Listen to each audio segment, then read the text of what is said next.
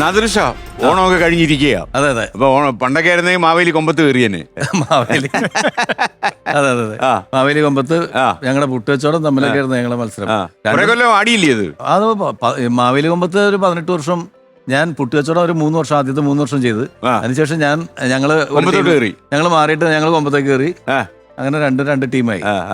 പ്രചോദന്റെ വിശേഷം പറ. ഓണം എങ്ങനെ ഉണ്ടായിരുന്നു? തകർത്തോ? ഓണമൊക്കെ തകർത്തു, അടിപൊളിയായിരുന്നു. വിദേശത്തായിരുന്നായിരിക്കും. അല്ലല്ല, ഇവിടെ അല്ല, ഇപ്പൊ നമ്മുടെ പ്രശ്നം വെച്ചാൽ മലയാളിയോട് സംസാരിക്കാൻ പറ്റാത്ത അവസ്ഥയായി. അമേരിക്കയിൽ പ്രസിഡന്റ് ഇലക്ഷൻ ഒക്കെ വരാൻ പോകുന്നു. ട്രംപിനെ കണ്ടായിരുന്നില്ല കഴിഞ്ഞ ആഴ്ച? ഇവിടെ നിന്നങ്ങ് പോവില്ലേ ആൾക്കാരല്ലേ? പലപ്പോഴും എയർപോർട്ടിൽ വെച്ച് കണ്ടുമുട്ടുന്ന ആളുകളെ. എങ്ങനെയായിരുന്നു പൊതുവെ പ്രചോദയം? ഓണമൊക്കെ ഹാപ്പി ആയിരുന്നു. പിന്നെ അമ്മയ്ക്ക് ആകെ ഒരു വിഷമമുള്ളായിരുന്നു, നിന്നെ ഈ 1 കോടി വിത്ത് കോമഡിയിൽ ഇതുവരെ കണ്ടിട്ടില്ല. അമ്മ പറഞ്ഞു.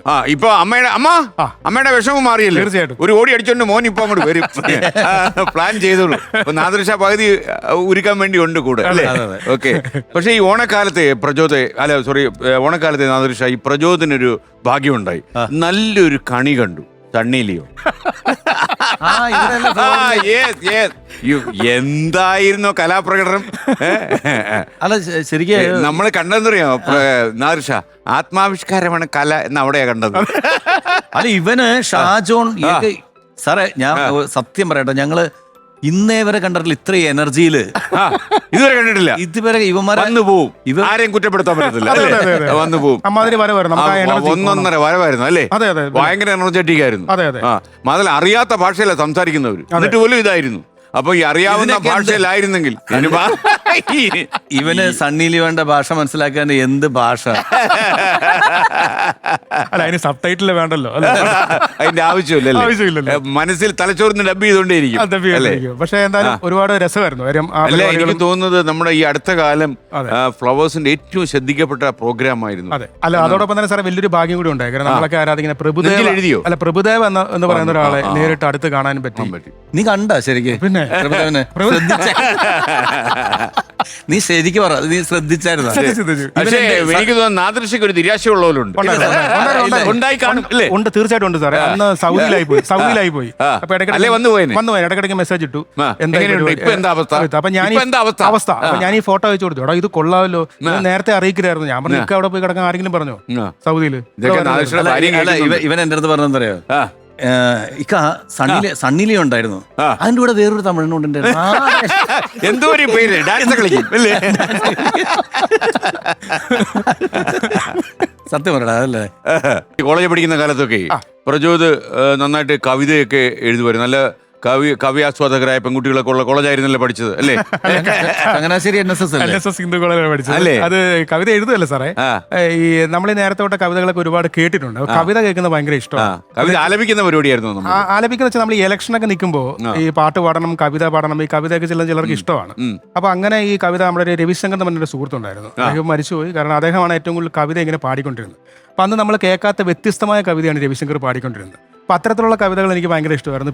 ഒരു സാമ്പിൾ ഒരു സാധനം പറഞ്ഞാൽ സാറേ, ഇതൊരു കവിത PN വിജയകുമാർ സാർ എഴുതിയ ഒരു കവിതയാണ്. അത് ഇരിങ്ങാലക്കുട ഒരു മജിസ്ട്രേറ്റ് ഒക്കെ ആയിരുന്നു. അതെ. ജയരാജ് വാര്യർ അദ്ദേഹത്തിന്റെ ഒരുപാട് കവിതകൾ ഇങ്ങനെ പാടി. കള്ളൻ എന്നാണ് കവിതയുടെ പേര്. അച്ഛനെ പോലൊരു കള്ളനാണെന്നെ ആദ്യം വിളിച്ചതെന്റെ അമ്മ, അമ്മിഞ്ഞപ്പാലു നുണയുന്ന നേരം അമ്മ വിളിച്ചു നീ കള്ളൻ. അച്ഛനെ പോലൊരു കള്ളനാണെന്നെ ആദ്യം വിളിച്ചതെന്റെ അമ്മ, അമ്മിഞ്ഞപ്പാലു നുണയുന്ന നേരം അമ്മ വിളിച്ചു നീ കള്ളൻ. ഓടുമ്പോൾ ചാടുമ്പോൾ ഒന്നാമനാകുമ്പോൾ കൂട്ടുകാർ വാഴ്ത്തുന്നു കള്ളൻ. അച്ഛനോടമ്മണി ടീച്ചർ പറഞ്ഞു പഠിക്കാൻ മിടുക്കനി കള്ളൻ. കാമുകിമാരെ കമന്റടിക്കുന്നേരം നാണമില്ലല്ലോട കള്ള. കരളിന്റെ കരളായ കാമുകിക്കൊരു നാള് കത്തുകൊടുത്തൊരു നേരം, കത്തൊന്നു വായിച്ച് കള്ളച്ചിരിയോടെ കാമുകി ചൊല്ലി നീ കള്ളൻ. കത്തൊന്നു വായിച്ച് കള്ളച്ചിരിയോടെ കാമുകി ചൊല്ലി നീ കള്ളൻ.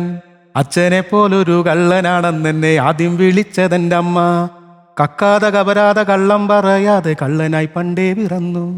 കക്കാതെ കവരാതെ കള്ളം പറയാതെ കള്ളനായി പണ്ടേ പിറന്നു. സൂപ്പറായി.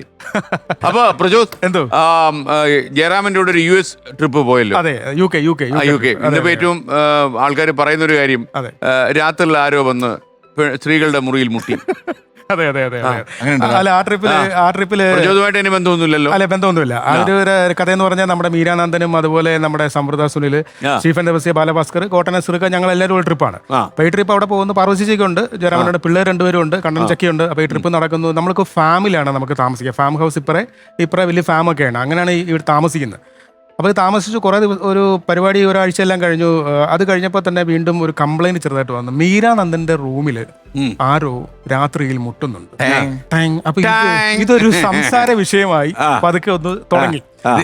ഇത് ട്രെയിലർ ആട്ടോ. അല്ല, ഈ വാതിൽ മുട്ടുന്ന കഥ പറഞ്ഞപ്പോഴാണ് ഇത് ഇങ്ങനെ സംസാര വിഷയമായി. അപ്പൊ അവിടെ ഈ ഒരുപാട് ഇതൊക്കെ ഉണ്ട്. രാവിലെ നമ്മൾ നോക്കുമ്പോൾ പശുക്കൾ ഇങ്ങനെ നടന്നു പോകുന്നു. അവിടെ പോയി എല്ലാവരും തിരിച്ചൊക്കെ വരുന്നത് ഫാം ഹൗസ് ആണ്, കംപ്ലീറ്റ് ഫാം ഹൗസ് ആണ്.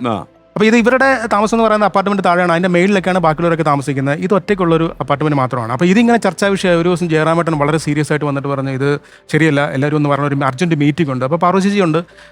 അപ്പോൾ പറഞ്ഞു, മീരാനന്ദന്റെ റൂമിൽ ആരോ രാത്രിയിൽ മുട്ടുന്നുണ്ട്. അതാരാണ് എന്നുള്ളത് സത്യം നിങ്ങളിപ്പോൾ പറയേണ്ട, പാർവതിയോട് പറഞ്ഞാൽ മതി, അശ്വതിയോട് പറഞ്ഞാൽ മതി എന്നൊക്കെ പറഞ്ഞു. പരസ്പരം ആരും ഏൽക്കുന്നില്ല കുറ്റം. അവസാനം പാർവശിജി ജയറാമേട്ടനെ അവർ നോക്കി, അതും സംശയമായി. മൊത്തത്തിലൊരു സംശയം നിലനിൽക്കുന്നു. അങ്ങനെ ഇതെല്ലാം കഴിഞ്ഞു. ഞാനല്ല. പക്ഷെ അതിന്റെ പിറ്റേ ദിവസം, ഈ പറഞ്ഞ ദിവസം മുട്ടില്ല. അപ്പൊ പ്രതി ആരോ നമ്മളുടെ ഇടയിലുള്ള ഒരു കൺഫ്യൂഷൻ നിലനിൽക്കുന്നു. അങ്ങനെ അത് കഴിഞ്ഞു. അടുത്ത ദിവസം ഈ പറഞ്ഞ രാത്രിയിൽ വലിയ മുട്ടി എല്ലാവരും ഓടി വരാൻ പറഞ്ഞു. ഭയങ്കര ബഹളം. എല്ലാവരും ഓടിച്ചെന്ന് നോക്കും. മറ്റൊന്നുമല്ല, ഈ അവിടെ ഈ പശുക്കൾ ഫാം ഹൗസ് ആണ്. പശുക്കൾ ഒത്തിരി ഉണ്ട്. ഈ പ്രസവിക്കാറായ പശുക്കളെ ഇവർ രാത്രിയിൽ അഴിച്ചുവിടും. കാരണം അതുങ്ങൾ വേറെ വെളിയിലൊക്കെ ആയിരിക്കും പോയി പ്രസവിക്കുന്നത്. അങ്ങനെ ഒരു പശു വന്ന് ഇവരുടെ റൂമിന്റെ താഴെ വന്ന് എന്തോ പുല്ല് കഴിച്ചിട്ട് ഈ റൂമിന്റെ ഭാഗത്ത് വന്ന് സ്ഥിരമായിട്ട് ഇവിടെ ഒരു ചെടിയുണ്ട്, ഇത് കടിച്ചിട്ട് ഇങ്ങനെ എന്ന് പറഞ്ഞ് എപ്പോഴും. അപ്പൊ മീരാനന്ദന്റെ അമ്മയുടെ വിചാരം ഈ മാന വിളിക്കുമ്പം ഇവരെ എന്തോ വിളിക്കാം. ഫ്ലവേഴ്സ് ഒരുക്കുന്ന കാഴ്ച വസന്തം യൂട്യൂബിൽ പ്രേക്ഷകർക്ക് ലൈവായി കാണാം. ഫ്ലവേഴ്സ് കോമഡിയിൽ ജോയിൻ ചെയ്യൂ, ആസ്വദിക്കൂ.